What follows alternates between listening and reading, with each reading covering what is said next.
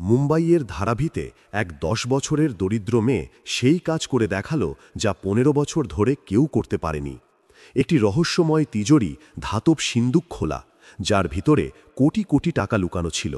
কিন্তু যখন মীরা সেই সিন্দুককে স্পর্শ করল, তখন সে এমন কিছু বলল যা সবার নিঃশ্বাস স্তব্ধ করে দিল।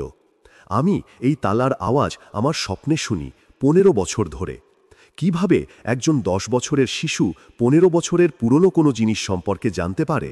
আর কেনই বা একজন ধনী ব্যবসায়ী এই মেয়েটিকে সিন্দুকের কাছে যেতে আটকাতে এত ঘাবড়ে যাচ্ছিল?